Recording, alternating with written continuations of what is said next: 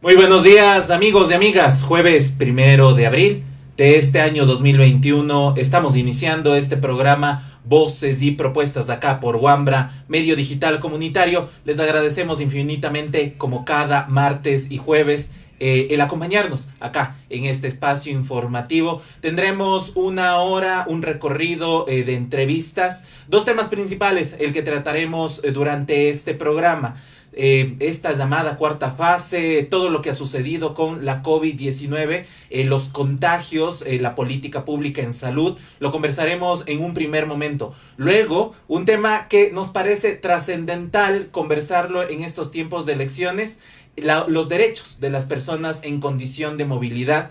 Estamos hablando de las personas migrantes en Ecuador. ¿Qué sucede con ellos y ellas en estos tiempos de campaña? Hemos visto algunos mensajes erróneos, por supuesto, en las redes sociales del uso de la imagen de las personas en condición de movilidad humana. Y también vamos a conversar sobre qué está pasando en la frontera entre Ecuador y Perú. Mi nombre es Jorge Cano, le doy la bienvenida a mi compañera Verónica Calvo Piña. Este día no estará con nosotros y nosotras Luisana Aguilar, está con una afección de salud. Te enviamos, Luisana, un fuerte abrazo, parte fundamental de este equipo de Wambra Medio Digital Comunitario. Muchísimas gracias, Jorge. Muchísimas gracias a los amigos, amigas que ya se conectan a esta hora con Voces y Propuestas. Les damos la bienvenida. Y nada, arrancamos ya para conversar sobre los temas justamente de COVID y de movilidad humana. Iniciamos entonces compartiendo esta transmisión. Les recordamos las redes sociales de Wambra. Estamos en Facebook, Twitter e Instagram como @WambraS. Vamos a recordar las noticias que reportamos mientras ya le tenemos a nuestra primera invitada en espera. Le pedimos unos minutos nada más. Vamos a recordar justo las noticias que tienen que ver con el contagio de la COVID-19 en Ecuador. Más de 33 personas fallecen por COVID-19 cada día en Ecuador. Esto lo reportaba en rueda de prensa el Colegio de Médicos de Pichincha. Médicos piden medidas para feriado y elecciones. El Colegio de Médicos de Pichincha expresó su preocupación por el aumento de casos de contagio de COVID-19 y por el colapso del sistema hospitalario que ha sobrepasado su capacidad, llegando a un 143%, sí, le repito, 143% en su ocupación. Víctor Álvarez, presidente del gremio, señaló que entre el 1 y el 28 de marzo de 2021 se registra una cifra de 38.115 casos de COVID-19 y 906 fallecidos, entre confirmados y probables por la enfermedad. Es decir, 1.411 personas al día se contagian y 33.5 personas fallecen. Esta información que la daban en la rueda de prensa el Colegio de Médicos de Pichincha. Y también vamos a hablar en la entrevista sobre el subregistro. Durante un año y algunas semanas hemos ya tenido que confrontar esta pandemia y existe un subregistro.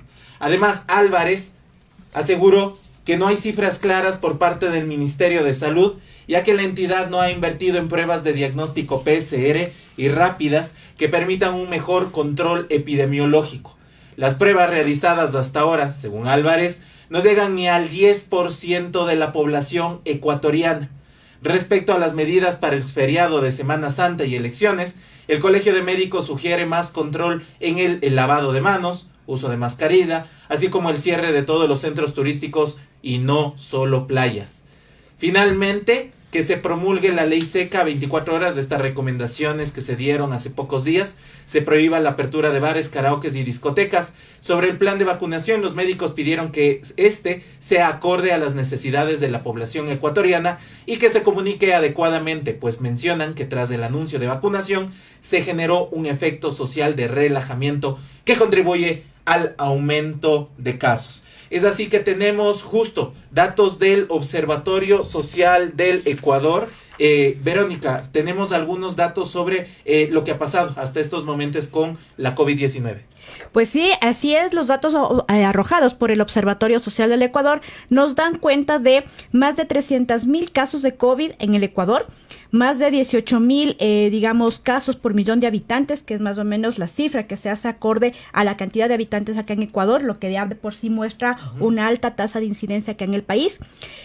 Alrededor de 1 millón de pruebas de PCR ya hechas, analizadas también, y el 34% de ellas positivas. Y sobre todo, lo más preocupante hasta el momento son el tema de los decesos, que hasta el 31 de marzo, es decir, hasta el día de ayer, nos daban un total de 16,847 decesos por COVID-19, entre los cuales obviamente se encuentran las personas que efectivamente murieron con el análisis de esta enfermedad y las que se sospecha que tuvieron estas dolencias. Entonces, también es una cifra muy preocupante y sobre todo por el aumento de casos en estas últimas semanas. Agradecemos la participación en los comentarios. Ya nos llegan saludos desde la provincia de Tungurahua, también desde Zamora. Un saludo a todas las personas que se encuentran viendo este informativo desde la Amazonía ecuatoriana. El pasado 29 de marzo, lunes 29 de marzo, el COE Nacional anunció nuevas medidas para evitar y contener los contagios de COVID-19. Durante la Semana Santa, una semana de convocatoria religiosa en diferentes comunidades, ciudades.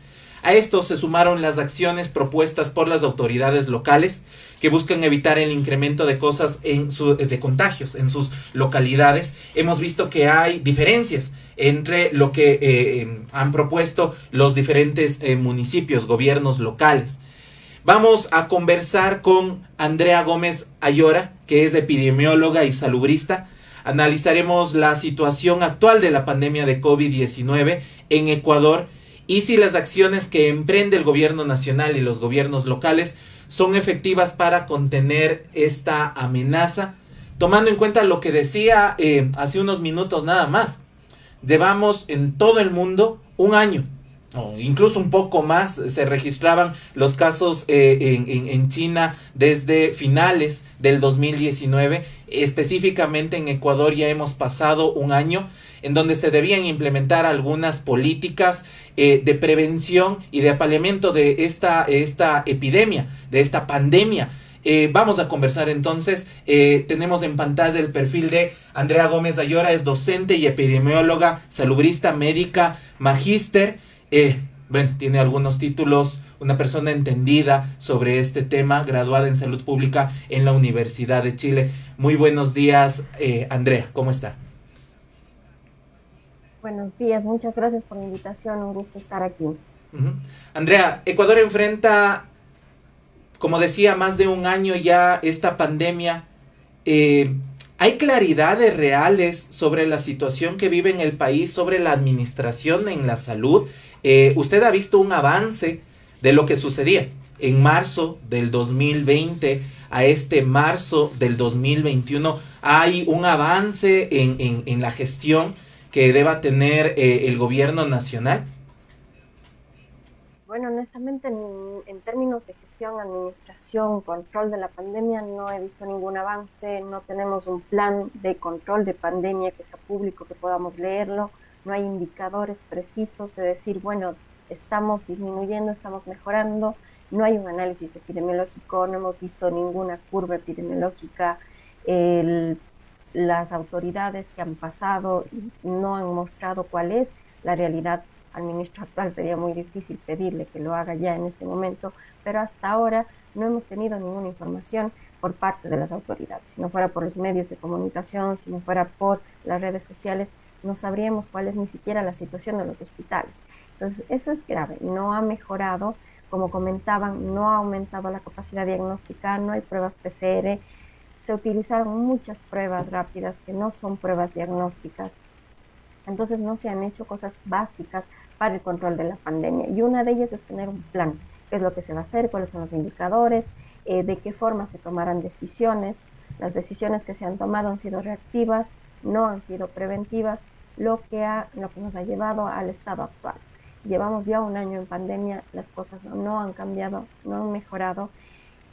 Lo que sí ha mejorado es el cuidado de las personas, que sí se han relajado en las últimas semanas. Sin embargo, han sido quienes se han llevado la mayor parte de la responsabilidad, ha sido la ciudadanía. Y justo frente a ese tema, en esta evaluación quizá de la gestión de la pandemia en Ecuador, ¿ha habido un tratamiento técnico, científico? Porque también lo que se ha visto quizá es como una confrontación en términos políticos, en quién puede llevar los réditos de cómo se maneja la pandemia en cada localidad. Veíamos justo un manejo diferenciado en 2020 que sucedía en el cantón, en Guayaquil, en Guayas, en la provincia de Guayas, en Pichincha, pero no teníamos conocimiento de lo que pasaban en otras provincias, en otros cantones. ¿Qué pasa con este manejo científico y técnico que debe tener una pandemia? Bueno, a mí me llamó la atención desde que se decidió asignar responsabilidades a los COE cantonales, cuando la responsabilidad es de la autoridad sanitaria y del COE nacional manejar una crisis sanitaria nacional. Eso primero. Segundo, cada COE cantonal debía y debió desarrollar y organizar una comisión científico-técnica que les pueda decir qué es lo que hacer. Entonces, estamos hablando de 221 equipos de salud que puedan aportar a cada cantón. Es una cantidad de gente que no hay en el país tampoco. Se debió hacer un comité científico técnico que pueda sugerir y dar recomendaciones al gobierno nacional y manejar la pandemia de manera conjunta a nivel nacional. Se subdividió tanto que lamentablemente cada cantón enfrentó de una manera inequitativa la pandemia, unos con más recursos, otros con menos recursos. Lo que vemos ahora es que, si bien Quito es el que presenta la mayor cantidad de casos, es porque ha hecho la mayor cantidad de test PCR. El resto del país no ha llegado ni siquiera al mínimo de test PCR por persona ni por caso. Tenemos una positividad elevada, que es un indicador que nos muestra si se está haciendo una buena vigilancia epidemiológica. Se debería llegar a un indicador de un 5% y Ecuador no ha bajado de un 20% y los últimos días hemos llegado incluso al 50%. Estamos hablando de que en términos del manejo de la pandemia no ha habido una mejora y hay responsabilidades que no puede caer en los COE cantonales, que no tienen la capacidad para hacerlo, tampoco tienen la responsabilidad, porque es una responsabilidad del Ministerio de Salud Pública con sus zonales, que ya no son centralizados, sino que tienen su zonal en cada cantón, incluso por distritos, una distribución geográfica distinta, pero que les ayuda a acciones más localizadas.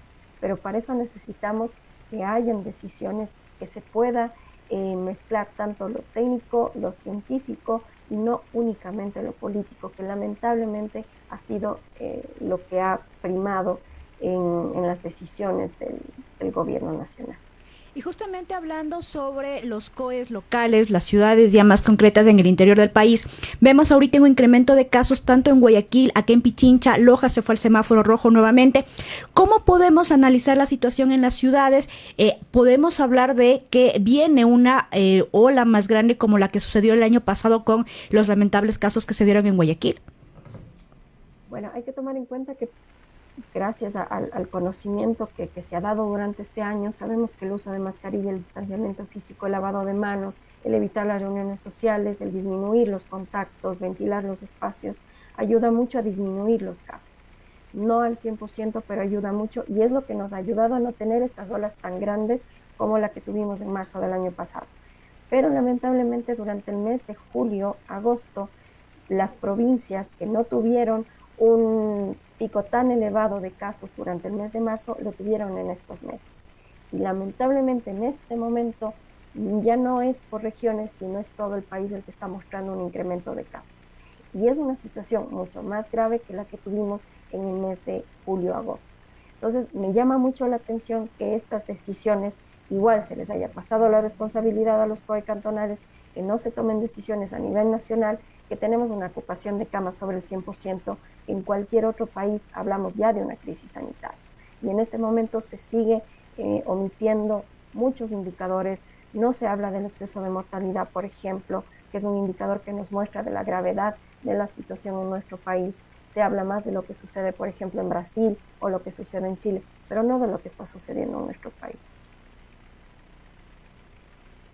Sobre este tema, ¿por qué hablar con la ciudadanía de exigir planes que sean más concretos y que tengan esta visión de no solo frenar la pandemia, sino también de apelar a un cambio de comportamiento? Porque está viendo la audiencia, nuestros amigos y amigas de este programa, y claro, no todo depende de la política pública, y quizá en el discurso se ha trasladado la responsabilidad a la ciudadanía, pero la ciudadanía tiene un límite y tiene un marco jurídico en donde se desenvuelven sus relaciones sociales. Entonces, y hemos visto en los medios de comunicación que hay una política direccionada para un sector de la población y para otro no. Entonces, esto sí, más allá de entrar en controversia, ¿cuál debería de ser como el pensamiento hacia la ciudadanía sobre evitar estos contagios? Se viene este fin de Semana Santa, se vienen las elecciones en el 11 de abril,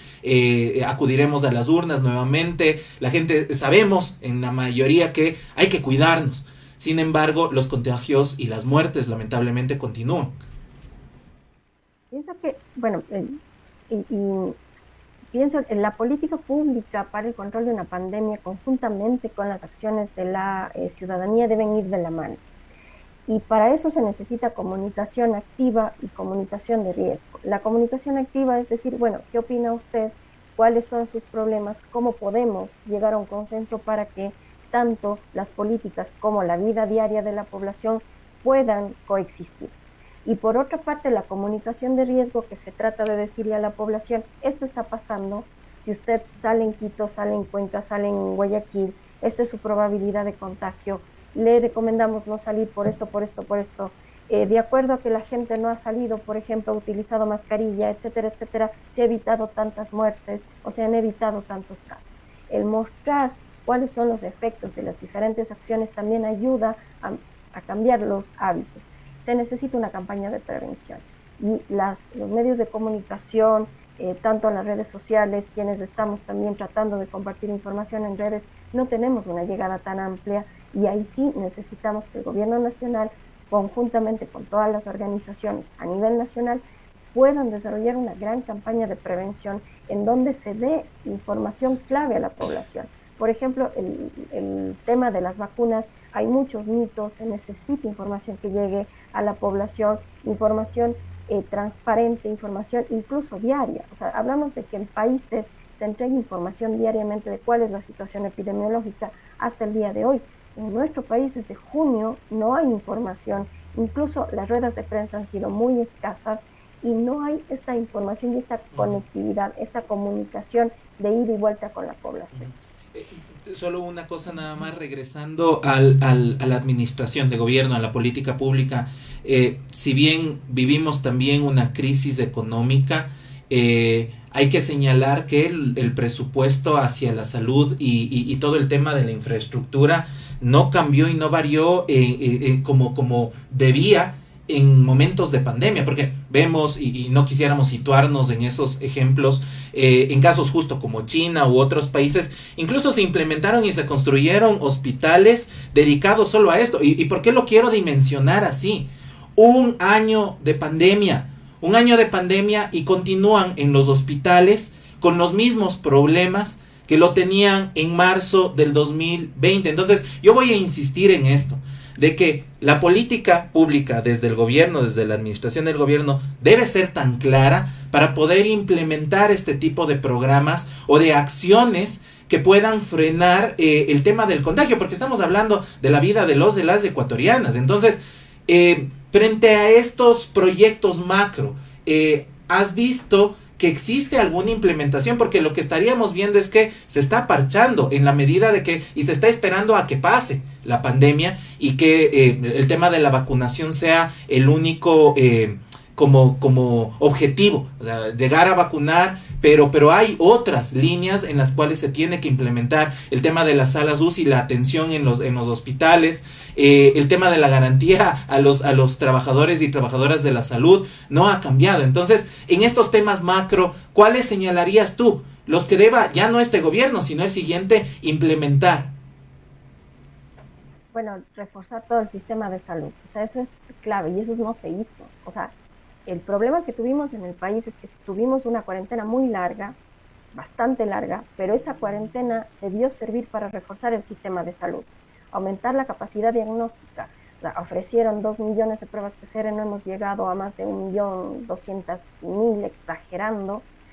Hace poco se informaron 1 millón, estamos hablando de que no se aumentó la capacidad diagnóstica. Eso primero, reforzar la atención primaria, estamos hablando de los equipos básicos de salud para que puedan llegar a los distintos puntos en todo el país y obviamente aumentar también el acceso a medicamentos que lamentablemente vimos escasez este año, vimos escasez de medicamentos, hemos visto escasez de vacunas para niños, hemos visto también escasez de vacunas ahora de esta enfermedad que tampoco están llegando, que están llegando a cuentagotas. Entonces, definitivamente hay que reforzar el sistema de salud y hay que enfocarse en que con salud y vida se puede salvar una economía. Al revés, no. Y esa ha sido lamentablemente la prioridad de este gobierno, que lo ha mostrado. O sea, en términos económicos, lo ha dicho y lo ha repetido múltiples ocasiones que la situación ha mejorado, pero ¿es real o no es real? ¿Y a qué costo? Si es que es real. O sea, tenemos uno de los excesos más elevados en el mundo después de Perú. La situación no ha cambiado, las UCI siguen llenas, los equipos de salud están totalmente agotados, no se ha aumentado los profesionales de la salud, ni siquiera han terminado con los contratos que fueron ofrecidos el año pasado. Tenemos hospitales sin medicamentos, sin insumos, que todavía le falta reforzar a ojalá el siguiente gobierno lo haga, pero realmente necesitamos poner en orden lo que está pasando dentro del Ministerio de Salud. Es un ministerio debilitado. O sea, no solamente fue profesionales de la salud que fueron separados de sus funciones durante el 2019, y también fueron separados administrativos durante el 2020, que son claves para el control de una pandemia. Tenemos un departamento de epidemiología debilitado, lo hemos visto con los errores que han existido en la información que se ha dado públicamente. El sistema de estadística también está debilitado. Entonces, hablamos de que hay departamentos que son claves para un control de la pandemia que están debilitados. Y ni hablar, obviamente, de quienes están en primera línea. O sea, el hecho de que no se les haya ni siquiera garantizado la vacuna durante los primeros días que llegaron la vacuna, que se haya vacunado a otras personas saltándose la fila. Y hablamos de que definitivamente el sistema de salud está debilitado también, y también debilitado por dentro. O sea, se necesita cambio de prácticas, incluso profesionales, dentro de quienes son parte del Ministerio de Salud Pública, para poder mejorar la salud del país. Necesitamos un gobierno que le importe y que coloque en primer punto la salud y la vida de los y las ecuatorianos. Que hay muchos mitos alrededor del tema, pero además, digamos, ya lo mencionabas también, las diversas dificultades que ha habido, ha sumado además a los casos de corrupción alrededor de las vacunas, pero preguntarte desde tu punto de vista, ¿cuál crees que debería ser como los sectores que se deberían priorizar mejorando este plan de vacunas? Bueno, primero terminar con todos quienes están en primera línea, es decir, quienes están con mayor exposición al virus, quienes trabajan directamente con personas que estén con algún contagio. Y dentro de ellos, también quienes están en la atención primaria, que atienden directamente a personas contagiadas. Eso de plano, y hay que hacerlo. Hay mucha gente que ha dicho en redes sociales que todavía no ha sido vacunado. Eso primero. Después de ello, priorizar a quienes tienen una mayor probabilidad de desarrollar una enfermedad grave, por ende morir, y estamos hablando de personas adultos mayores. Se debe priorizar por orden de edad, por orden de comorbilidad. Si una persona tiene mayores enfermedades, debe vacunarse primero, que es lo que se está haciendo en Chile, por ejemplo. Ya se está vacunando personas de 40 años con alguna comorbilidad. Nosotros ni siquiera hemos vacunado a toda la población sobre los 95 años, que son 36.000 personas en todo el país. O sea, se pudo haber ya vacunado a toda esa cantidad de personas. Se debe priorizar, obviamente, a quienes se encuentran y están trabajando en los trabajos indispensables. Estamos hablando de quienes recogen la basura, por ejemplo, que son trabajos indispensables. Y también a quienes obviamente necesitamos que los niños vuelvan a clase, eso de seguro, pero ir a la par con quienes tienen mayor probabilidad de fallecer. ¿Y eso por qué? Porque si se va vacunando conjuntamente, los niños pueden volver a clase, también sus familias pueden estar tranquilas. Y en el caso de los niños, obviamente, se necesita que toda la población, aquí necesitamos un trabajo conjunto para darles seguridad y tranquilidad de que los niños vayan a clase. No podemos enviarles a clase sin agua potable, sin alcohol, sin haberles explicado cómo utilizar la mascarilla, sin espacios abiertos, sin darles esas opciones. No pueden mantenerse los niños totalmente en la casa todo el tiempo, eso no es sano para su salud mental, pero tampoco podemos exponerles a un peligro. Entonces hay que tener cuidado con eso y hay que hacer bien las cosas. Después, obviamente, ya con los siguientes grupos, también dentro de quienes están en primera línea se encuentran las personas que, por ejemplo, ECO 911, hablamos de Cruz Roja, hablamos de varias personas que están en continuo contacto y en exposición. Pero necesitamos que los grupos que son mayores de 65 años se vacunen lo más pronto posible, que ya es una gran población, estamos hablando de al menos 2 millones de personas que estarían vacunados. Ojalá que lleguen esas vacunas que ofrecieron, porque hasta hoy debieron llegar siquiera 1.300.000 vacunas, no ha sido así, no se está cumpliendo ni siquiera el cronograma que ofreció el gobierno. Y eso es, y aquí me tomo unos segundos, es clave recuperar la confianza de la población por parte de la autoridad sanitaria. Es clave y es lo primero que tiene que hacer el próximo gobierno, transparentar todas las listas, transparentar el plan de vacunación, transparentar el orden, dar tranquilidad también a las personas. O sea, yo veo personas adultos mayores que están viendo el teléfono todo el tiempo a ver si les llega el mensaje de que van a vacunarse. Eso no debería pasar. Debería tener claridad de cuándo me toca y no preocuparme hasta el día que me toca. O sea, es terrible lo que están haciendo. Nos queda claro que la falta de gestión puede empeorar un panorama ya complejo, no solo en Ecuador, sino en toda la humanidad. Esto nos quedará en la memoria de toda una generación. También nos queda pendiente, lamentablemente por el tiempo no lo podemos conversar, de que es una cadena de cuidados. Porque no hemos hablado de quienes ya se contagian y quienes lamentablemente fallecen. Lo que ocurrió en 2020 de el manejo de los cadáveres, de todo esto, a un año esperaríamos que haya cambiado, que existan los protocolos necesarios, los implementos para todo este manejo. Existieron cadáveres que se extraviaron de personas y esto atenta a la dignidad de las personas en Ecuador. Entonces, el gobierno debería a un año tener claro y implementado estos protocolos, implementado la contratación que sea más eficaz y que sea transparente. Pero bueno, esperaremos que el siguiente gobierno tenga un plan más técnico, científico y que pueda pensar en la dignidad de las personas. Andrea, te comprometo para conversar también, y nos queda pendiente en esto, en los planes de gobierno de los candidatos, cómo llegan hacia el 11 de abril en tanto al manejo de la salud en el país. Eso nos interesa conversarlo. Será una siguiente oportunidad. Te agradecemos por tu participación. Muchas gracias a ustedes por la invitación, un gusto y quedo comprometida. Continuamos entonces. Sí, justamente quedarnos con esta idea de Andrea, ¿no es cierto? El próximo gobierno debe reforzar el sistema público de salud. Creo que es un mensaje muy claro y una acción muy directa. O sea, ahí justamente en el sistema público de salud están las medidas necesarias que se deben adoptar si se quiere cambiar esta política y, subsanar todos los errores que la presente administración ha tenido en el manejo de esta pandemia. Continuamos entonces con la siguiente entrevistada. Sí, la tenemos en sala de espera. Agradecemos la presencia así rápido.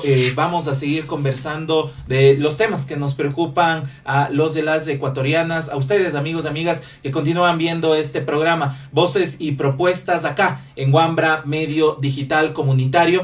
Tenemos ya publicada la encuesta de este programa. La pregunta es la siguiente: ¿existen propuestas para garantizar los derechos de las personas migrantes en los planes de gobierno de Arauz y Lasso? Te lo preguntamos así. Responde sí y no acá en la transmisión en el Facebook Live de Wambra Medio Digital Comunitario.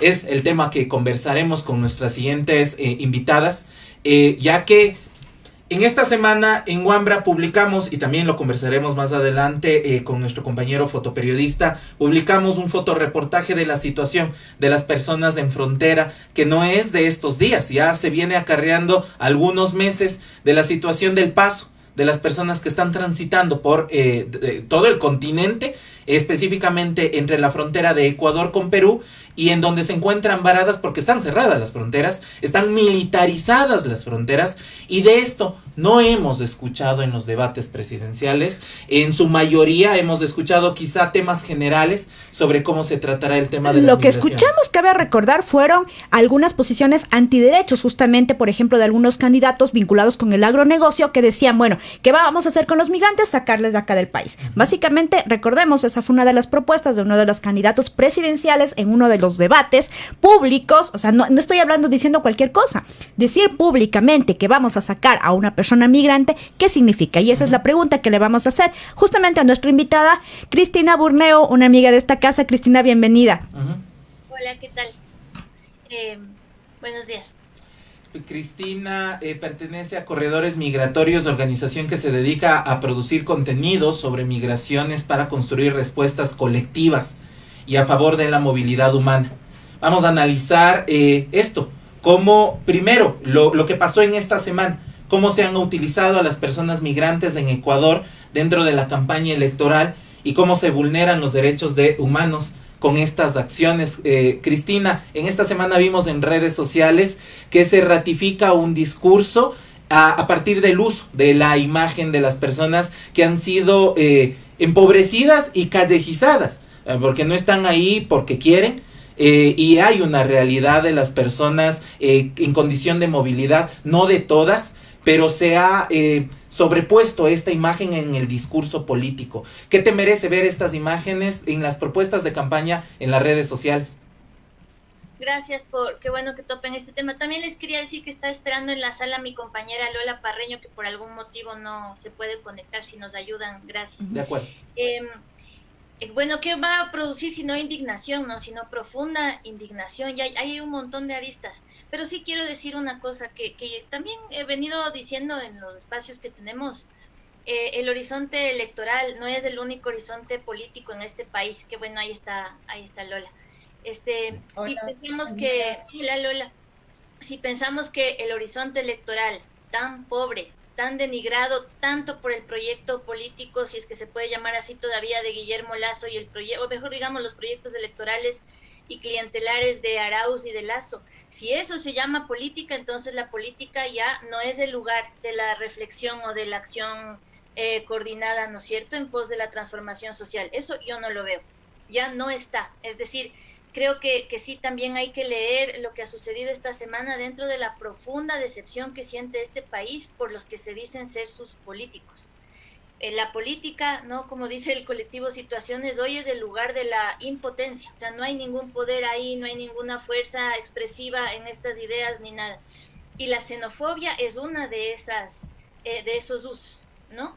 Entonces, ustedes han visto que los carteles, las pancartas de cartón que usan las personas migrantes sin techo en Quito, por ejemplo, en cualquiera de nuestras ciudades, en los semáforos, tienen un testimonio de vida, es un testimonio de una trayectoria, es un testimonio de haberse caminado 3 países a pie, reventándose las rodillas y los tobillos y los talones, ¿no? Es caminar estando embarazadas, es caminar y saber que las mujeres van a ser violadas, entonces toman anticonceptivas si las consiguen, si consiguen $7, para saber que como van a ser violadas, por lo menos no van a tener una maternidad forzada y un embarazo forzado producto de la violencia que produce el desplazamiento forzado.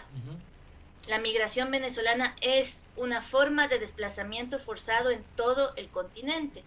Eso cuentan en las pancartas las personas que están en los semáforos, ¿no? Si pertenecen a redes que les explotan y les tratan o no, ese es otro problema, pero eso es lo que hacen, ¿no es cierto? Entonces ahora sucede que a alguien en su cabeza, en un departamento de marketing o donde se sienten estas personas, dijo, vamos donde, ¿no es cierto?, donde asociaciones de migrantes, donde personas migrantes, y pidámosles que el testimonio de su trayectoria, que está en una pancarta contándonos en un semáforo, lo que ayúdame, tengo 3 hijos, no tengo trabajo, etcétera, ahora dice, vota bien, ¿A quién en su cabeza y en su falta de escrúpulos se le ocurrió que instrumentalizar la historia migrante de Venezuela era políticamente ético, legítimo, que no era denigrante, ¿no? Y esto quiero decir, digamos, en un punto, hasta cierto punto, no por la responsabilidad, pero en un aspecto, no importa a qué candidato se haya debido esa campaña. ¿Por qué? Porque en los dos candidatos, porque en la sociedad ecuatoriana, porque en los gobiernos de Correa y de Lenín Moreno se ha operado contra la población migrante, contra la población migrante. El gobierno nacional, las políticas cada vez más que cercan más a la población migrante, ¿no es cierto?, haitiana, venezolana, colombiana, que hacen del refugio un estatus burocrático, que no permiten que una persona migrante viva con plenitud en este país. Recordemos la expulsión masiva de 131 ciudadanos cubanos en el 2016 a manos de Guilom Long y Nelly Reina. Es una de las expulsiones de migrantes más violentas que hemos visto en este país, más violentas y más injustas. Entonces, por supuesto, ¿cómo no vamos a pensar que la sociedad ecuatoriana va a reprobar o no, va a tolerar el uso de la vida de personas migrantes? No, además cometiendo una infracción grave. O sea, yo no sé si ya se pronunció el CNE. Si el CNE en algún lugar de ética que le quede dijo se está usando a personas migrantes para campañas electorales y multar a ese candidato, por ejemplo. No sé si ya se pronunció, ¿no? Entonces hay un montón de aristas ahí, perdón que me embale, pero sí produce mucha indignación. Sí, y dar la bienvenida también a Lola Parreño, parte también de Corredores Migratorios. En este primer momento, y nuestro intento es hablar justo precisamente de la población migrante venezolana, a pesar de que no es la única población que migra, es la que se ha visibilizado en su mayoría, y eso dejarlo claro, pero tiene una particularidad que hay una disputa del discurso político, de ubicar y de posicionar sobre esta migración forzada y un modelo político, ¿no es cierto? Eso está ahí claro. Entonces, la instrumentalización de la que hablaba Cristina, de la historia migrante en Venezuela, ¿qué intenta ratificar? Porque ahí no solo es algo que está sucediendo en Ecuador, y no quisiera quitarle la responsabilidad a los actores políticos ecuatorianos, pero es algo que está pasando en el continente. Incluso organismos internacionales están intentando ratificar el tema de, a partir de la migración forzada, un tema de como la contradicción política a un modelo en un país. El tema de ratificar la dictadura, se lo veía desde Estados Unidos con algunas medidas que ya se han dado a las personas venezolanas que se encuentran en ese país, en Colombia también. Entonces, estamos hablando de un discurso político que está dominando en tanto al modelo en Venezuela. ¿Qué pasa con este manejo en Ecuador? Acordémonos también, y yo quisiera que Lola se refiriera a lo que está pasando en la ruta, porque ella ha estado poniendo su cuerpo donde están las personas migrantes y lo que se ve. Solo quisiera señalar que en Colombia también se habló de la castrochavización en los acuerdos de paz, ¿se acuerdan? Y se relacionaba de alguna manera bastante absurda con la homosexualización de la sociedad. No, yo todavía no sé qué significa eso. Si hay un horizonte de homosexualización, sería un horizonte de diversificación sexual de la sociedad, así que eso no sería tan malo. Pero justamente hay un proyecto regional que viene de sectores muy conservadores, ¿no es cierto?, sodalicios, derechas modernas también, derechas laicas y derechas católicas y derechas evangélicas, ¿no es cierto? Ya hemos visto cómo se ha expresado eso en Brasil. O sea, si no podemos ver lo que ha pasado en el gobierno de Bolsonaro, que en respuestas violentas a la izquierda entonces se polariza hacia las sociedades fascistas, ¿no es cierto? Eso nos debería preocupar mucho, pero por supuesto se está utilizando el discurso de la castrochavización y que no queremos ser Venezuela. A mí lo que me da miedo es que nos hemos convertido en Ecuador, digamos en el Ecuador de los 80, tanto miedo que teníamos de Venezuela y ahora yo siento que hemos retrocedido muchas décadas, ¿no? En salud, derechos, bienestar, ¿no? El mínimo que se había alcanzado, digamos, en las últimas, desde la vuelta a la democracia. Solo quiero señalar eso, y tampoco voy a negar el totalitarismo de izquierda que vive Venezuela, por supuesto. Por supuesto que el señor Maduro llamar bioterroristas a las personas que están tratando de retornar a su país y de entrar, y de llamarles él mismo bioterroristas porque quieren entrar con COVID, es una expresión de su totalitarismo, ¿no es cierto? Y esto está produciendo acciones genocidas, son lentas, no se está asesinando a población activamente y de forma simultánea en las fronteras, por ejemplo, pero se le está dejando morir se le está deshidratando. Las vacunas para personas migrantes no van a llegar, si no llegan ni para nosotros, van a llegar para personas sin papeles. Entonces, todo eso está inscrito en un discurso político que está en la izquierda y en los totalitarismos de izquierda y en la derecha. Así que, y en ese hueco estamos nosotros, en esa polarización entre totalitarismos y fascismos, ¿no? Entonces, realmente ahí lo que tú preguntas para mí no tiene salida, es bien preocupante, pero Lola lo ha visto también en la ruta. Y justamente, Lola, Sí. preguntarte, Bueno. para que un poco la gente que nos está viendo en este momento, en cómo aporta, o bueno, no aporta, pero suma este tema de que una persona migrante que justamente viene refugiada, viene saliendo de una crisis política, económica desde otro país, venga acá con un cartel que cuente, que exponga parte de su vida, cómo esto abona al tema de estigmatizar a la población migrante.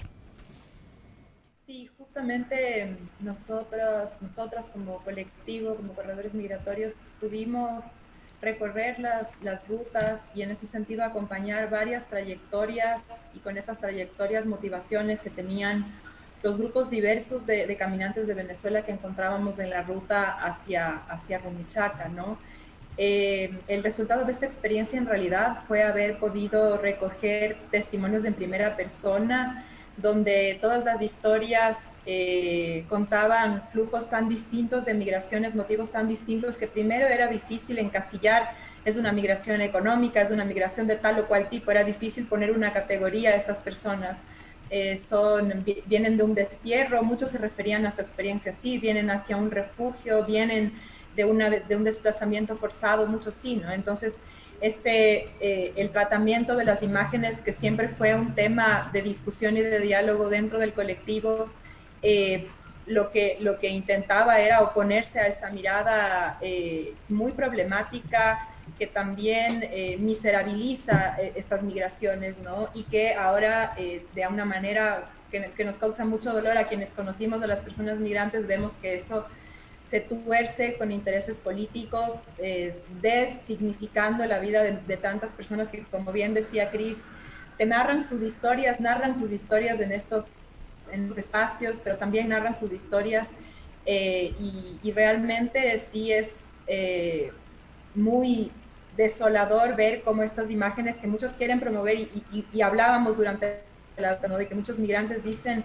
yo seré otra persona cuando llegue a mi destino, ¿no? Esta identificación tan digna que ellos llevan durante sus caminos, desdignificada en un tipo de manejo tan chueco de la política, en realidad es un tema de, como tú decías, los discursos y las imágenes y cómo eso se puede desvirtuar con unos fines tan nefastos, haya venido de quien haya venido, justamente, ¿no? Vemos una institucionalidad que históricamente ha criminalizado la migración, que no es tal o cual partido, tal o cual político. En realidad hay todo un conglomerado, una estructura que criminaliza este tipo de movimientos, que utiliza, que instrumentaliza discursos y que deshumaniza sus imágenes, ¿no? Y que creo que el intento, que no solo de los medios, sino el intento como sociedad sí sería como humanizar estas experiencias, no dignificar estas experiencias, de impedir que sean maltratadas en la imagen de esta forma, ¿no? Entonces, bueno, es... Sí, y hablando ya del tema de los derechos de las personas que están en condición de movilidad, durante este año de pandemia, el 2020 y ya inicios de este 2021, han existido protocolos y políticas reales que han sustentado, han acompañado a las personas, o es este cierre de las fronteras, la militarización, que lo observábamos cuando iniciaba la militarización y veíamos que ahondaba en el conflicto. Lola, ¿qué pasa? ¿Qué pasa en medio de la pandemia con esta ausencia del Estado para garantizar los derechos? Si bien no son personas ciudadanas de este país, existen derechos que deben ser garantizados. Y que están garantizados en la Constitución, ¿no? Y están garantizados en otros instrumentos, y sin embargo vemos también la frontera Huaquillas-Aguas Verdes militarizada, securitizada, un poco lo que pasaba en la frontera de Rumichaca, ¿no? Y que conversábamos siempre dentro del colectivo. Este cierre de las fronteras es una medida, la del sur, la de la frontera sur, es una medida absolutamente arbitraria, manejada por las Fuerzas Armadas de ambos países, es decir, qué derechos se están atropellando ahí, todos los derechos. No hablemos de esta ciudadanía que dices tú, se están atropellando derechos humanos. Desconozco que exista un protocolo de acompañamiento, muchas personas caminantes en la ruta, y eso está registrado en las memorias del sitio de corredores migratorios sobre este proceso. Pues muchas personas en realidad saben que en su camino no van a encontrar puntos de asistencia, no van a encontrar un lugar seguro provisto por alguna institución estatal donde ellos puedan encontrar siquiera información, un vaso de agua, ¿no? Para las personas que saben que entran por cientos en el día por las fronteras. Entonces vemos un olvido del Estado y también de alguna manera un manejo insuficiente de las organizaciones internacionales para ofrecer un soporte humanitario concreto, real y eficiente y que funcione, ¿no? O sea, que pueda realmente suplir estas necesidades que no son solamente de instrumentos de aseo, ¿no? Muchos migrantes dicen, sí, nos ayudaron mucho, nos dieron instrumentos de aseo, y es como, sí, tal vez lo básico para que pueda seguir caminando un par de días más, ¿no? Pero eso es el soporte humanitario, así lo vemos, y bueno, el Estado, olvido total, ¿no? O sea, el Estado no se hace presente en absoluto. Quería también preguntarles, Ecuador es un país de migrantes. Durante incluso la pandemia, desde el sector sur de acá del Ecuador, la gente no ha dejado de migrar hacia Estados Unidos, hacia el norte. Evidentemente, la migración no solamente se trata de venezolanos viniendo acá a Ecuador, a Perú, a Chile, sino hablamos de un proceso migratorio en general en América Latina. Entonces, ¿cómo es posible que un discurso hegemónico, digamos, se haya, posicionado en toda la población y justamente nos haga olvidar ese pasado y ese, ni siquiera pasado, sino presente migratoria, la situación migratoria que vivimos en estos países? Hay un montón de flujos, ¿no? Pero yo solo tomo un ejemplo chiquito que, como decía Lola, registramos en el último proyecto de investigación colectiva que hicimos. Ángel Espín es un amigo nuestro. Él vivió en Venezuela más de 30 años. Se fue en los 70 en la bonanza petrolera de Venezuela, se fue de aquí para allá, ¿no? Y como muchos migrantes ecuatorianos en Venezuela, migrantes, por ejemplo, que hay una migración importante que salió de Peguche, de la zona de Peguche a Mérida en Venezuela, por ejemplo. Esa migración es bien importante y hay gente que sigue ahí el comercio de textiles, de las culturas quichuas, ahí así se hizo, también así se sostuvo la migración, porque no sabemos, nos olvidamos, y esa es una herida que le ha hecho mucho daño a este país. No sé si es vergonzante, si el olvido, si la xenofobia global, ¿no es cierto?, nos ha hecho olvidar que somos un país donde somos por lo menos 2 millones de personas fuera, si no 3, ¿no? No vamos a tener nunca los registros exactos. Y siendo un país migrante, no entender la migración, o sea, no entender que somos también un país de destino, es bien grave, y eso lo han desarrollado por los últimos, por lo menos 30 años, muchas colegas que en las universidades se han dedicado a desarrollar estudios de migración, retorno y refugio. En Flaxo eso es muy importante, o sea, ahí hay todo un enclave que se ha dedicado a pensar, además en combinación con los estudios de género, en la migración, porque somos un país que hasta ha desarrollado su propio campo académico de migración, retorno y refugio, porque eso somos. Y ese olvido es en parte vergonzoso. A mí me da mucha vergüenza, ¿no?, que nos pensemos como un país que no es migrante, pero eso produce incomprensión también y nos hace entrar en esta dinámica global de sociedades del desprecio, en donde no queremos ver al otro, ¿no?, donde lo despreciamos. Y por eso creo que en parte habrá funcionado este acto vergonzoso de instrumentalización de la vida y la pobreza de las personas migrantes que se hizo en esta campaña, ¿no? Eso es parte de la vergüenza. Nuestras compañeras del colectivo Ecuayork, que son migrantes ecuatorianas de Nueva York, dicen eso también todo el tiempo. De nosotras se habla de las remesas nomás. Acuérdense ustedes de la declaración de la emergencia sanitaria justo hace un año. ¿Qué decía el gobierno? ¿Qué dijeron en marzo, en abril, en mayo y en junio? Bajan las remesas, suben las remesas, facilitemos la entrada de remesas, que los bancos hagan más fácil el envío de remesas. O sea, la migración ecuatoriana es remesas, desaparece el sujeto migrante, solo aparece su plata para sostener la economía de este país, ¿no? Que además fue plata trabajada en lo que ahora se llama trabajos esenciales durante la pandemia. Entonces, todas estas relaciones entre migración, economía, xenofobia y desprecio de la migración tienen un costo altísimo en este país, ¿no? Porque se nos devuelve, ¿no es cierto? Nosotros también, miramos cómo la realidad migrante se expresó en España o en Italia o en Estados Unidos y no sabemos todavía cuántas personas migrantes ecuatorianas han muerto en esos países por COVID, porque no estamos mirando esa realidad. Entonces, eso sí nos abre una enorme herida, ¿no? Que estamos mirando cómo se expresa en sociedades del desprecio, así que nos afecta a todos. Ya pasando al tema de los planes de gobierno, estamos en medio de un contexto electoral. Se ha ratificado en estos últimos años la precarización de la economía de las personas migrantes, ¿sí? Y esto no hemos visto, no hay vistas de que cambie a partir justo de las plataformas digitales de servicio, que existen muchas, que hay como una apertura por parte no solo de Ecuador, del continente, de que existan y que claro, evadan derechos laborales, no garanticen una vida y un trabajo digno para las personas, y es justamente quienes por necesidad están en estos espacios. De ayer nada más conversábamos en uno de los programas de Wambra con una investigadora y nos decía justo sobre este tema de las plataformas. Incluso en campaña acudieron a uno de estos grupos de motorizados de personas migrantes, precarizando su trabajo para que puedan hacer campaña en la ciudad y pagándoles un mínimo y teniendo esta visión, ¿no es cierto?, de ayuda asistencialista, pero no se incluye en los planes económicos de gobierno. ¿Qué pasa, Cristina, con esto? ¿Has visto en los planes de gobierno que va a cambiar la precarización de las personas migrantes? No, no, es que no. Lo más progre que se dijo fue en la campaña de Yacu. Yo no tuve estómago, la verdad, para ver mucho los debates, pero en uno que sí vi, él hablaba, ese proyecto político hablaba de una cooperativa de migrantes, también en términos económicos, no en términos de políticas de integración de migración acá, de retorno, de un montón de cosas, ¿no?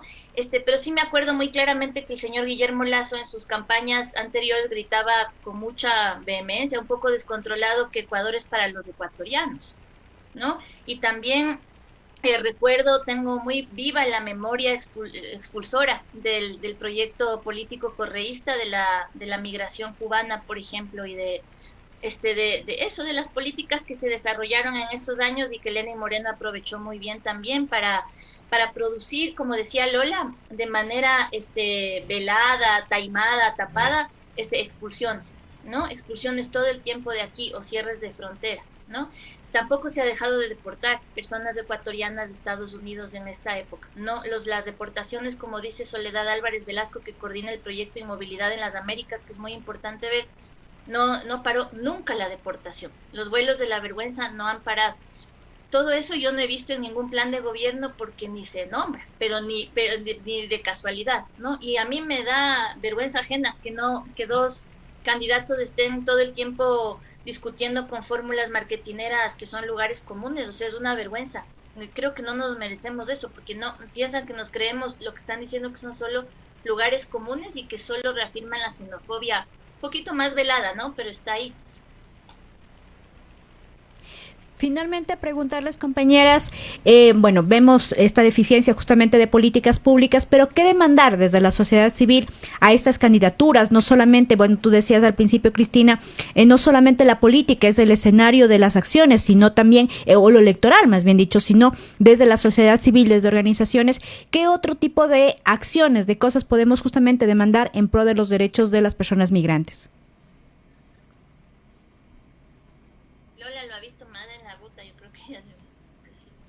Sí, quizá con Lola, sí. Yo creo que primero debemos demandar una mirada más sensible y humanizadora de las experiencias de migración y movilidad, ¿no?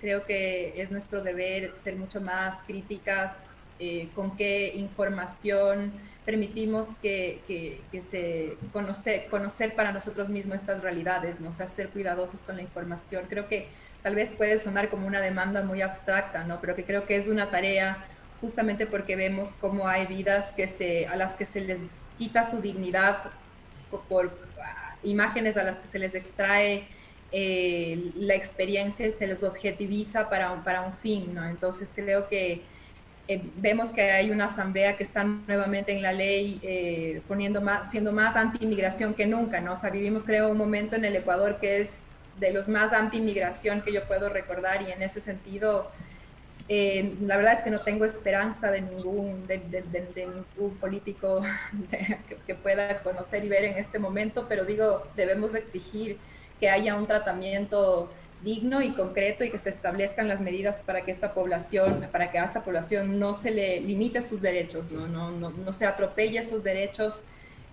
como hemos visto que ha sucedido en las rutas, ¿no? Nada, agradecemos entonces a Lola y a Cristina por esta entrevista y justamente, ¿dónde podemos conocer más de este trabajo de corredores migrantes? Es corredoresmigratorios.com y como mencionábamos también es muy importante ver los proyectos de otros colectivos en pro de las migraciones como Inmovilidad en las Américas, el trabajo que hacen las compañeras de Ecuador desde Nueva York. Hay un montón de asociaciones de migrantes en Ecuador que también, de Ecuador afuera, ¿no? Hay trabajo de migrantes en todo lado, en España, en la antropología, ¿no?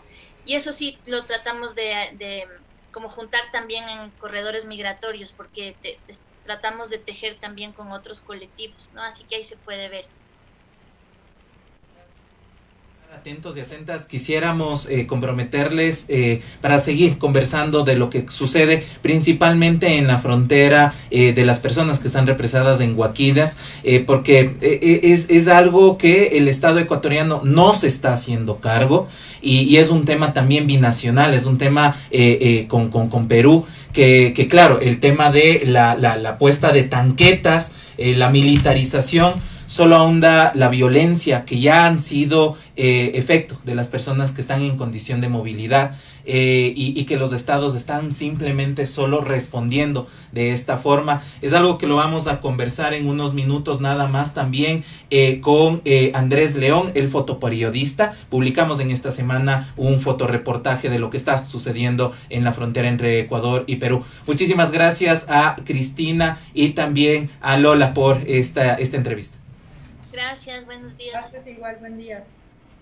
Continuamos entonces, Vero, en este recorrido informativo hemos tenido este contexto sobre los derechos de las personas en condición de movilidad. ¿Por qué lo hablamos, amigos y amigas, en este tiempo de elecciones? Porque quizás se ha parcelado la realidad en tanto a las propuestas de campaña y se ha como evidenciado que van a existir planes, programas, políticas afirmativas para un sector, pero otros sectores se han invisibilizado y es ver el conjunto de la población ecuatoriana y lo que está sucediendo. Escuchaba hace unos días nada más de esta preocupación de lo que está sucediendo en la frontera, que es, no sé qué término utilizar, pero es una bomba de tiempo en tanto a que no existe una política clara a nivel interno y de relaciones internacionales para poder solventar esta situación.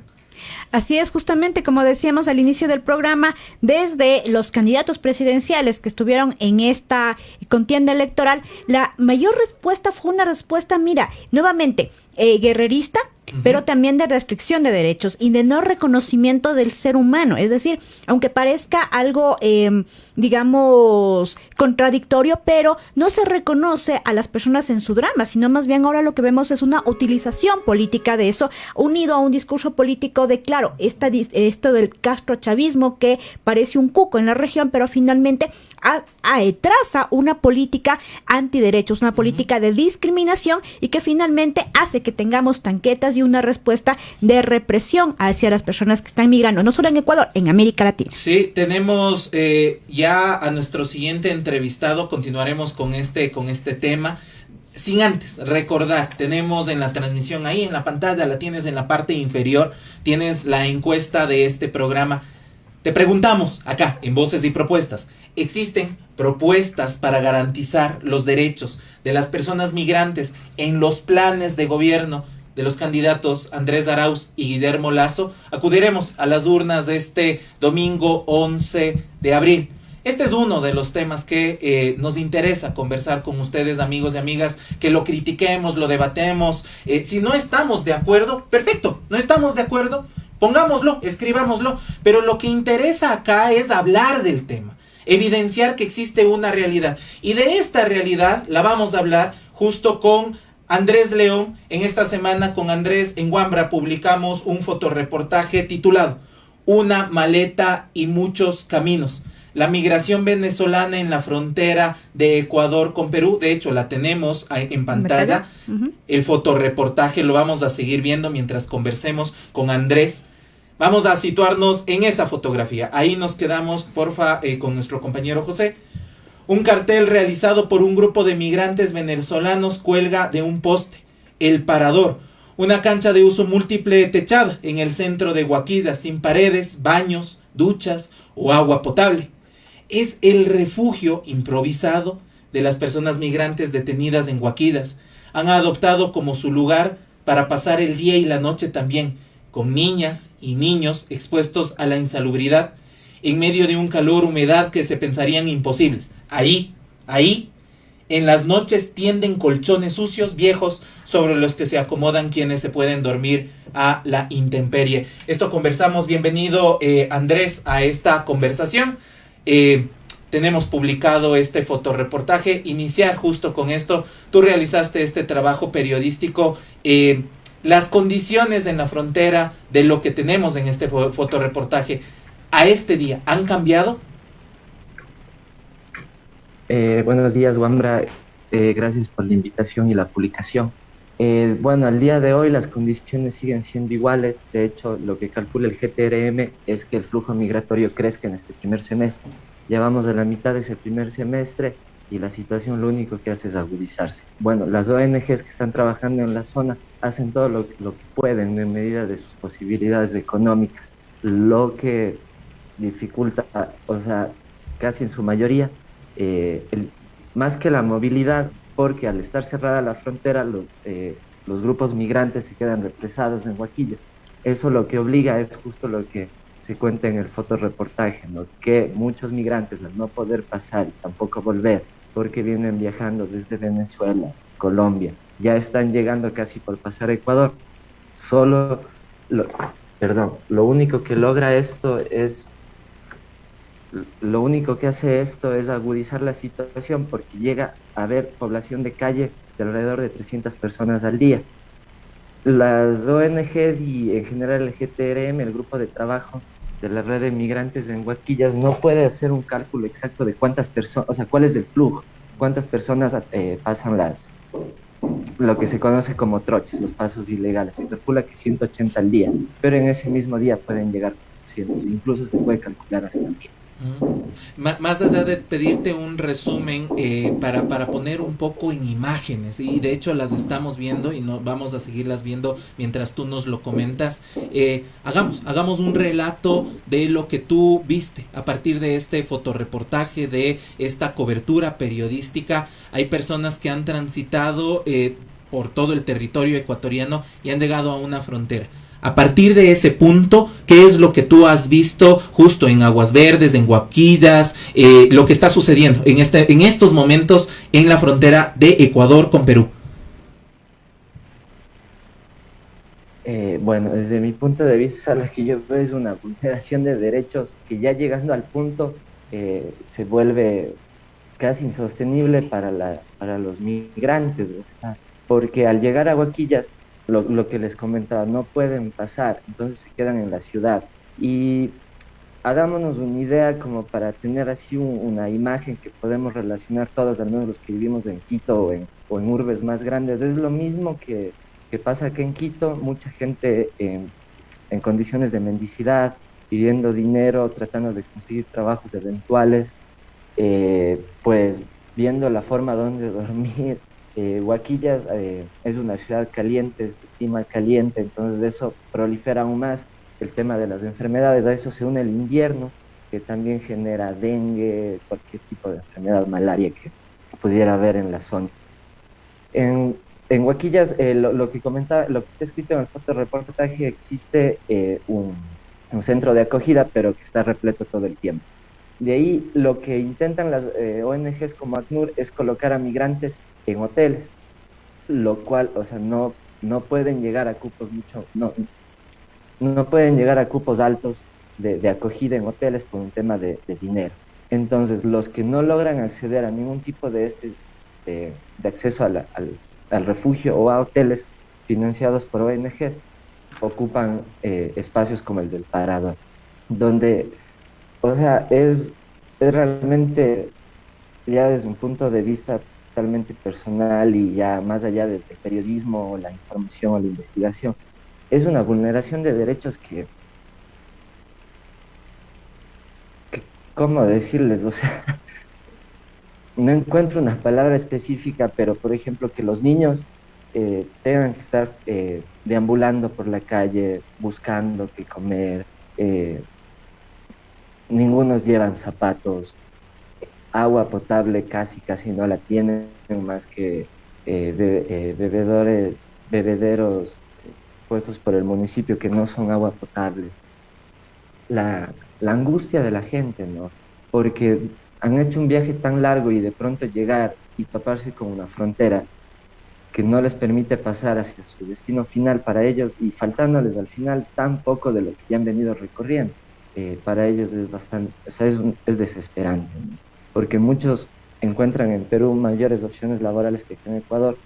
Ya hablando mucho con ellos, lo que hablaba antes Cristina y Lola, ¿no? De que cómo, o sea, Ecuador parece que nos olvidamos que somos un país de migrantes, que nos hemos hecho a través de la migración.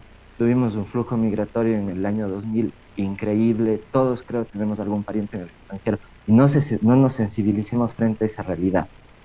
Y sobre todo la población de Huaquillas, también la gente hace lo que puede. No es que en sí la ciudad de Huaquillas no le importa lo que pasa con la gente. Hay grupos, sociedad civiles, por darles un nombre, que tratan de dar asistencia, pero más allá de eso, de que sea un acto de asistencialismo, no hay soluciones reales. Realmente conmovedoras. Justamente tú mencionabas la situación de los niños que cala, digamos, en la sensibilidad, pero quisiera preguntarte si también dentro de la visita tú pudiste conversar con las personas, acercarte un poco también a la realidad de las familias, que de pronto tú ves que es como más allá de lo sanitario, las demandas o de pronto el pedido que estas personas un poco tienen al llegar a Ecuador. Disculpa, no te escuché bien la última parte de la pregunta, se me está cortando. Sí, te preguntaba cuál es el pedido de pronto o la demanda más grande más allá de lo sanitario que estas personas, las personas migrantes, tienen al momento de llegar, de transitar en Ecuador. Pasar a Perú. Los que utilizan Ecuador como un tránsito, lo único que quieren es pasar a Perú, porque allá tienen oportunidades laborales, allá está parte de su familia, allá hay gente que les puede ayudar a conseguir trabajo. Eso, la mesa técnica de la zona se reunió para tratar de ver la posibilidad de construir un corredor migratorio, que es lo que realmente ellos esperan, que se permita un corredor migratorio, un corredor humanitario, para ellos poder llegar a Perú. Y bueno, más allá de eso, o sea, puntualmente eso, ellos quieren pasar a Perú. No le piden más al Estado ecuatoriano, que está en la obligación de cumplir otros derechos. Evidentemente acceso a salud, educación, calidad de vida. O sea, cuando digo calidad de vida me refiero a tener un lugar donde vivir, o sea, donde comer, donde sus hijos puedan no estudiar durante su tránsito, pero sí tener alguna forma de acceso a la educación. O sea, no estudiar de forma formal o regular, sino que tengan un tipo de acceso a eso, y medicamentos. Y a esto, claro, se une la pandemia del COVID, que realmente a ellos no les preocupa tanto, o sea, porque ellos saben que el virus está ahí, pero para ellos es más, su problema más grande es poder llegar a Perú. Y quizá esto lo ubica en un problema justo de relaciones internacionales y de establecer, estaba recordando justo muchas de las personas en Ecuador cuando acudimos a votar no sabíamos qué rol cumple, por ejemplo, el Parlamento andino, o estos espacios de negociación de políticas internacionales, porque claro, esto está sucediendo del lado de la frontera de Ecuador, pero lo mismo está pasando del lado de la frontera con Perú, y no se ha subsanado, ¿no es cierto? Continúa militarizada la frontera, y esto también ha evidenciado otras problemáticas, por ejemplo, el tráfico de personas, porque al no poder acceder al tránsito, al libre tránsito, a que te garanticen, ¿no es cierto?, esta movilidad, buscas otras formas, ¿no es cierto?, otras formas para poder transitar. Se ha visto, Andrés, este tema en la frontera sur, ya la existencia de algún grupo o grupos que puedan negociar con el tránsito de las personas. Claro, bueno, de hecho, la trocha que nosotros pasamos se la conoce como la platanera, o sea, por razones de seguridad, creo que obvias, no se puede dar la ubicación exacta. Entonces, los pasos, Huequillas tiene una línea fronteriza de 165 kilómetros. Uh-huh. En esa línea hay un canal, entonces lo que hacen estos grupos es tender puentes, y a esos puentes le dan un valor. Cobran entre $1 a $5 a los migrantes por el paso. Entonces, los migrantes, claro, como está cerrada las fronteras oficiales, está cerrado el CEBAP, está cerrado el puente que une Huaquillas y Aguas Verdes, entonces se ven obligados a usar las trochas. Y claro, no lo puedo afirmar, porque, claro, requeriría un trabajo de mayor investigación, pero hay un tema de pandillas dentro de la ciudad de Huaquillas que también controlan estos pasos. Entonces, al haber la ausencia del Estado, donde la militarización de la frontera de los dos lados, lo único que busca es resguardar lo que ellos suponen son los únicos pasos clandestinos, los migrantes son víctimas de extorsiones, robos, asaltos. Yo no lo podría afirmar, si fue algo que pregunté, si tal vez son víctimas de violaciones o abuso sexual, y me dijeron que no, la gente con la que pude conversar. Pero, claro, o sea, son gente totalmente empobrecida, que al estar empobrecidas, al encontrarse en una condición de vulnerabilidad increíble, están a la merced de esta gente, que lo único que hace es lucrar con esa necesidad. Y claro, ¿no? O sea, esto es algo que, digamos, es algo que lo sabe todo el mundo, pero nadie lo quiere afirmar, es que también hay muchos tratos con los militares de los dos lados y con la policía, para que se puedan tender estos puentes por donde no solo pasan migrantes, sino también contrabando. Al estar cerradas las fronteras oficiales, la gente sigue usando esos pasos. Y claro, los dueños de los pasos de las trochas ponen los valores que ellos consideran, o si no, simplemente no pasas ni a Perú ni a Ecuador. Acerca de esta justamente la presencia militar en estos pasos, ¿qué es lo que pudiste observar? ¿Cómo es el accionar justamente de los militares y de la policía, de pronto tanto de Ecuador como Perú? Porque finalmente nosotros desde acá, desde Quito, vemos tanquetas, vimos alguna presencia. El ministro de Defensa hablaba de el despliegue de varias tropas para allá, justamente ahondando en esta solamente respuesta militar por parte del Estado ecuatoriano, pero cómo ya en el trato diario se ve ahí justamente que esta presencia de militares vulnera más los derechos de las personas migrantes. La verdad, o sea, la presencia militar está en toda la ciudad de Huaquillas y también en la población de Aguas Verdes. El trato de ellos, o sea, en las trochas de ellos no están, porque si estuvieran las desmontaron. Pero en la situación de ciudad y eso no hay un ambiente de violencia, de acoso por parte de las Fuerzas Armadas, de la policía, pero sin embargo, claro, no los migrantes tienen mucho miedo porque sienten el acoso de la deportación. Pero ahí las ONGs han hecho un gran trabajo porque por lo menos les garantizan eso, que si llegaran a la situación que un militar o un policía les pide documentación y no tienen, no sean deportados, sino que se respete su derecho a permanecer en el Ecuador, apelando a que Ecuador está suscrito ya en temas de relaciones internacionales a la ciudadanía universal, y además la Constitución garantiza que en Ecuador no existen personas ilegales, sino irregulares, que el Estado está en la obligación de regularizarlos. Uh-huh. Pero lo que decía Cristina en la entrevista anterior, y también Lola, este gobierno de una manera bastante taimada ha venido vulnerando esos derechos, y también porque, perdón que lo diga ahora en esta pregunta, claro, no es parte de las agendas mediáticas de los medios hegemónicos. Uh-huh. Entonces es algo que no va a ser algo que al gobierno no le interesa actuar de esa forma porque no es mediático.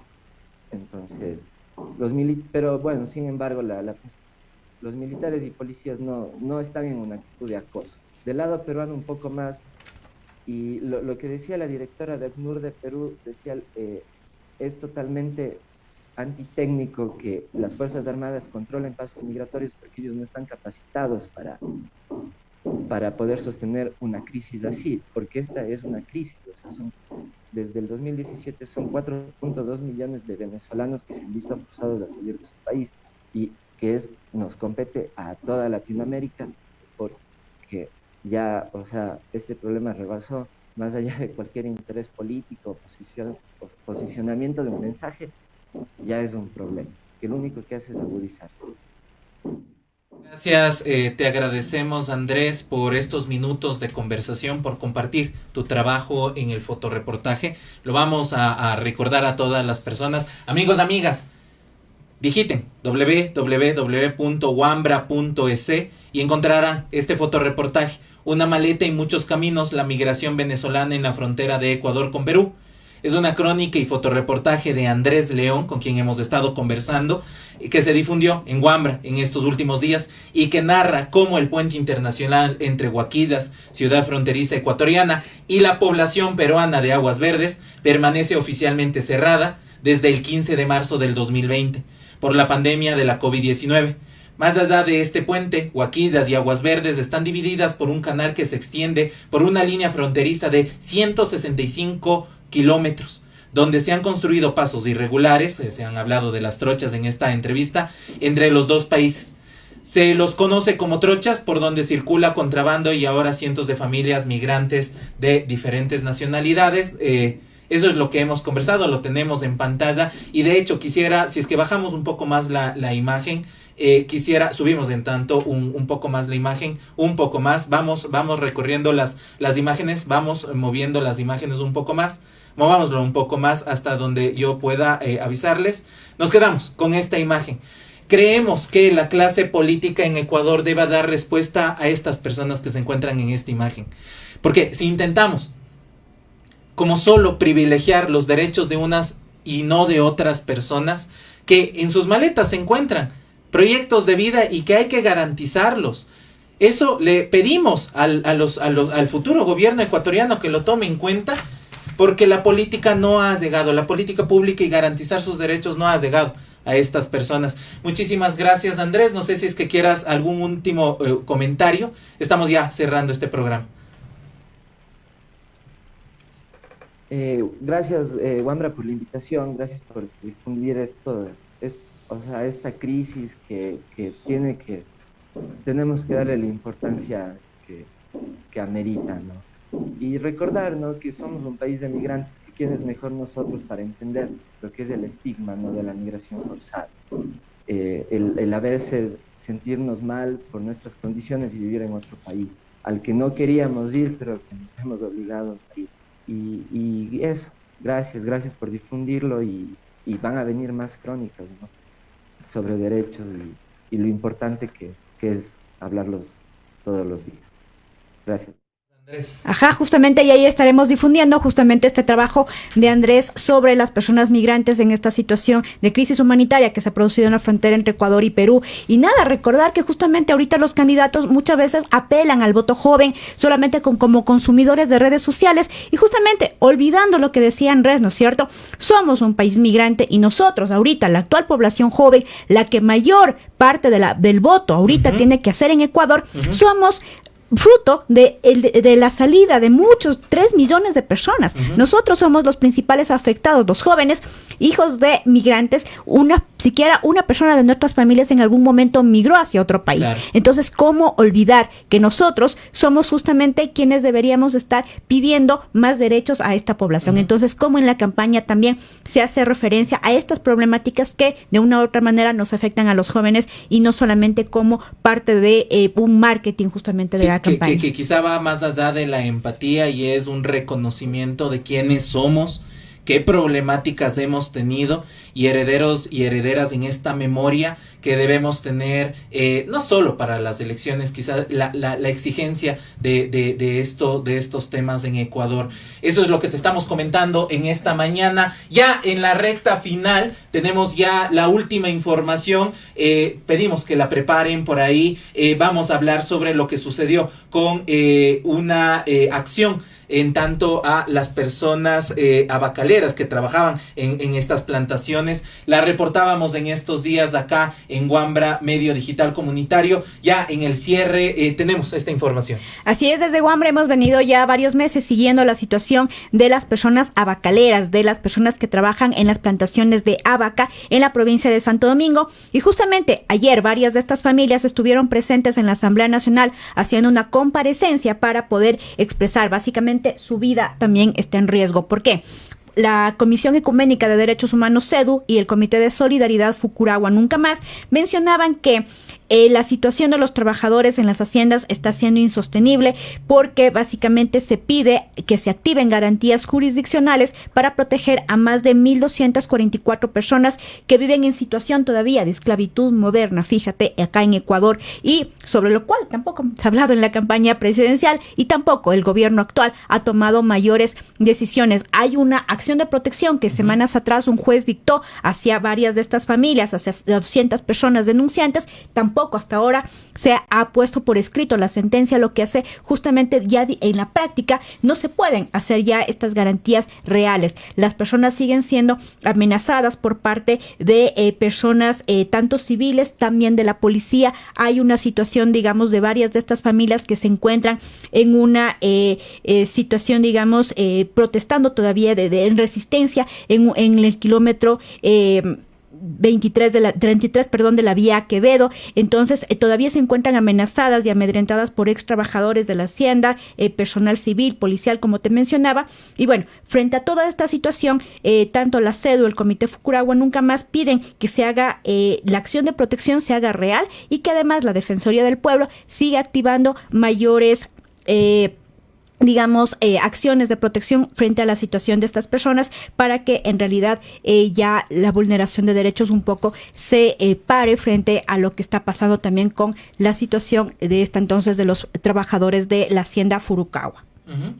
Vamos entonces con el cierre, vamos a dar seguimiento a ver qué ha pasado con esta comparecencia en la Asamblea Nacional. Esclavitud moderna, así se lo ha definido, se lo ha hablado desde diferentes organizaciones de derechos humanos, también seguimiento de la Defensoría del Pueblo, que por cierto estaremos hablando con el Defensor del Pueblo el próximo martes a partir de las 8:30 de la mañana, varias acciones que ha interpuesto la Defensoría del Pueblo. La principal, después del informe de la Comisión de la Verdad y Justicia de octubre del 2019, la prohibición o el pedido de prohibición de salida del país del actual presidente Lenín Moreno. Vamos a cerrar leyendo la encuesta del día. Tenemos resultados. Existen propuestas para garantizar los derechos de las personas migrantes en los planes de gobierno de los señores Andrés Arauz y Guillermo Lasso, y no solo como ellos como individuos, sus corrientes, pensamiento político, sus partidos, sus movimientos.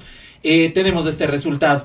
El 92% de personas que han respondido dicen que no han visto en sus planes de gobierno que se viabilice la garantía de derechos de las personas en condición de movilidad humana, y apenas un 8% dice que sí. Vamos a elecciones con estos resultados y pensando, ¿no?, qué va a pasar luego también del 11 de abril. Nos estamos despidiendo, amigos y amigas, nos estamos despidiendo. Nos vemos el próximo martes acá en Voces y Propuestas. Muchísimas gracias, Verónica.